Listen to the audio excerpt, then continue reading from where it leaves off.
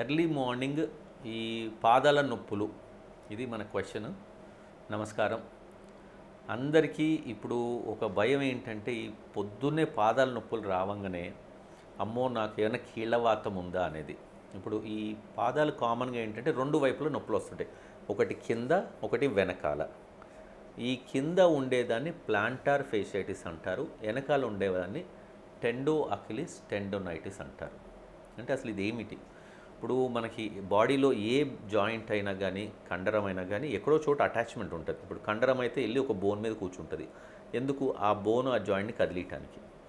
అలాగనే మన పాదం చూస్తే ఆ ప్లాంటార్ ఫేషియా అంటాం. అంటే పాదంలో కింద ఆ షేప్, మన పాదం షేప్ మెయింటైన్ చేయడానికని ఆ ఫేషియా అంటే కండరం ఉంటుంది. అదొక బోన్ చోట దానికి అతుక్కొని ఉంటుంది వెనకాల.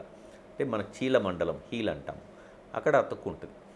నార్మల్గా నడిచే వాళ్ళకి, నార్మల్ బరువు ఉండే వాళ్ళకి, స్ట్రైట్గా చెప్పులు వేసుకొని స్ట్రైట్గా నడిచే వాళ్ళకి ప్రాబ్లమ్స్ ఉండవు. బాగా ఊబకాయం వచ్చి తర్వాత కొంతమందికి పాదాలు వంకర లోపలకు ఉంటాయి, ఫ్లాట్ ఫీట్ అని, లేదంటే ఇంకేదో పాదాల్లో ప్రాబ్లమ్స్ ఉండి, లేకపోతే ఈ మన వేసుకునే చెప్పులు కానీ ఈ షూస్ కానీ సరిగ్గా లేకపోవటం వల్ల, అంటే ఇర్రెగ్యులర్గా మీ బాడీ వెయిట్ పడుతుంది గ్రౌండ్ మీద. సో ఆ ఒక్క ఏరియా నొప్పి వస్తుంటుంది. సో ఇది కామన్ కాజ్, అంటే మీ ఉన్న మార్ఫాలజీ అంటాం, నెంబర్ 1. నెంబర్ 2 ఏంటంటే అక్కడ ఈ ఇన్ఫ్లమేషన్ అంటాం, అంటే యూరిక్ యాసిడ్ అనేది గౌట్ అంటాం కామన్గా, అది పెరిగితే వస్తుంటుంది. ఇంకొక కారణము వాతము, ఈ కీళ్ళ వాతము, దాంట్లో రకాలు ఉన్నాయి, రుమటాయిడ్ అని, సోరియాటిక్ ఆర్థరైటిస్ అని, ఎన్నో రకాలు ఉన్నాయి. సో ఈ వాతం ఉండటం వల్ల ఈ నొప్పులు వస్తుంటాయి. అంటే ఇక్కడ ఏం జరుగుతుంది, ఆ కండరం ఎక్కడైతే బోన్కి అటాచ్ అవుద్దో ఆ ఇర్రెగ్యులారిటీ, అది రుద్ది ఏమవుతుందంటే రెడ్నెస్ వచ్చి అక్కడ నొప్పి రావటం ఒకటి. ఈ నొప్పి తగ్గటానికి మన బాడీ ఏం చేస్తుంటే అక్కడ కొత్త బోన్ ఫామ్ చేస్తుంటుంది. అంటే వెళ్ళి అక్కడ బోన్ ఫామ్ అయితే అది ఆగిపోద్దని మన బాడీ అనుకుంటుంది. సో దానివల్ల మీరు ఎక్స్రే తీస్తే చిన్న స్పైక్స్, ముళ్ళులాగా కనిపిస్తుంటుంది. దాన్ని heal spur are calcaneal spur అంటాం. ఇదేంటంటే నొప్పి దానివల్ల అనుకుంటారు కామన్గా అందరూ.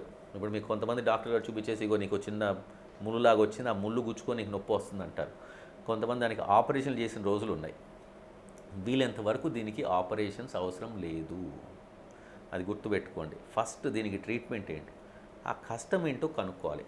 కామన్గా ఒకటి నుంచోబెట్టి పాదం ఎక్స్రే చేసుకోవటము, దాని తర్వాత ఆ పాదంలో ఏమైనా ఇర్రెగ్యులారిటీస్ ఉన్నాయా దాని ప్రకారం మీ పాదరక్షలు వేసుకోవటము, ఊబకాయం ఉంటే కొంచెం వెయిట్ తగ్గటము, ఈ కామన్గా చేసేది. నెక్స్ట్ ఇప్పుడు అక్కడ ఉన్నది రెడ్నెస్ని తగ్గించుకోవాలి. అంటే ఏం చేయాలి, సింపుల్ ఆయింట్మెంట్ బొటన్ వేలు మీద తీసుకొని మర్దన, రోజుకి 4 మర్దన చేస్తున్నాం. అంటే దానివల్ల అక్కడ డిస్టర్బ్ చేస్తున్నాం దాన్ని. ఆ డిస్టర్బ్ చేయడం వల్ల అది వీళ్ళని త్వరగా అతుక్కోవడానికి మొదలెడుతుంది. తర్వాత స్ట్రెచ్చింగ్ ఎక్సర్సైజెస్, ఇప్పుడు మనకి ఇవాళ రేపు యూట్యూబ్లో అన్నీ ఉన్నాయి. ప్లాంటార్ ఫేషియైటిస్ ఎక్సర్సైజ్ అంటే 100 కొలది వస్తాయి. సో రెగ్యులర్గా స్ట్రెచ్చింగ్ ఎక్సర్సైజ్, అది టవల్ కట్టుకొని చేయొచ్చు.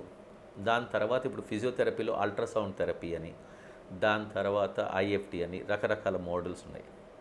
ఇది ఫస్ట్ స్టెప్. అంటే సింపుల్ కారణం కనుక్కోవడం, ఐ ట్రీట్మెంట్ చేసుకోవటం, తర్వాత స్ట్రెచ్చింగ్ ఎక్సర్సైజ్, ఫిజియోథెరపీ చేసుకోవటం. ఇంకా అవసరం ఉంటే సింపుల్ మందులు మీ డాక్టర్ గారిని సంప్రదిస్తే ఈ పారాసిటమాల్, అల్ట్రాసెట్ లాంటి, అవసరం ఉంటే ఎర్లీ స్టేజ్లో ఇన్ఫ్లమేషన్ ఉంది కాబట్టి యాంటీ ఇన్ఫ్లమేటరీస్ వాడతాము. ఇది వాడిన తర్వాత దాంతోపాటు కొంచెము ఈ టెండాన్స్ అంటాం, అంటే ఈ సాఫ్ట్ టిష్యూ హీలింగ్ కానీ గట్టిబట్టని కానీ ఇప్పుడు లేటెస్ట్గా కొలాజన్ ట్యాబ్లెట్స్ వచ్చాయి, అవి వాడటం వల్ల కూడా మీకు హెల్ప్ అవుద్ది.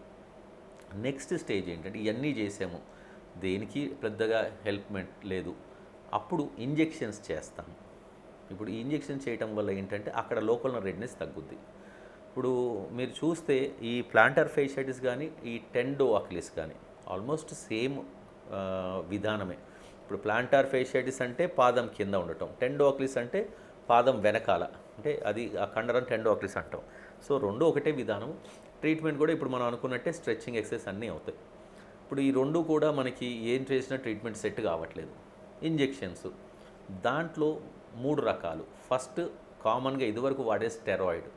ఈ స్టెరాయిడ్ ఇంజెక్షన్ వాడటం వల్ల ఏంటంటే కండరం బలహీనపడి ఆ కండరం కట్టయ్యే ఛాన్స్ ఉంటుంది.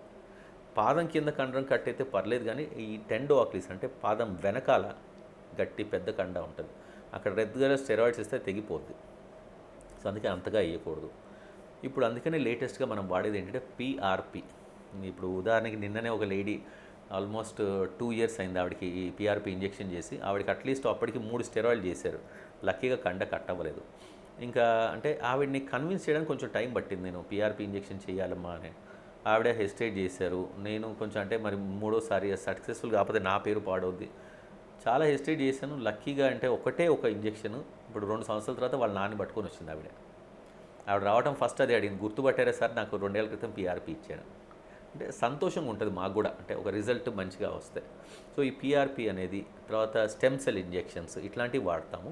ఎక్కువ ఈ టెండోనైటిస్కి ఏంటంటే పీఆర్పీ చాలా బాగా పనిచేస్తుంది. అంత ఖరీదైనది కూడా కాదు. మీ బాడీలోంచి రక్త కణాలు తీసి అక్కడ ఇంజెక్ట్ చేయటం వల్ల ఏంటంటే మీకు ఇది మెజారిటీ సెట్ అయిపోద్ది సింపుల్ ఇంజెక్షన్స్ తోటి. లాస్ట్ ఇంకా మనం రేర్గా ఎన్ని ఇంజెక్షన్లు చేసినా ఏది సెట్ కాకపోతే ఆపరేషన్ అవసరం. ఇప్పుడు కింద ప్లాంటార్ ఫేషియల్ ఇస్తే లేటెస్ట్గా కీ హోల్తో ట్రీట్మెంట్ చేస్తాము. వెనకాల మడమకైతేనేమో అది ఓపెన్ సర్జరీ తోటి సెట్ అవుతుంది.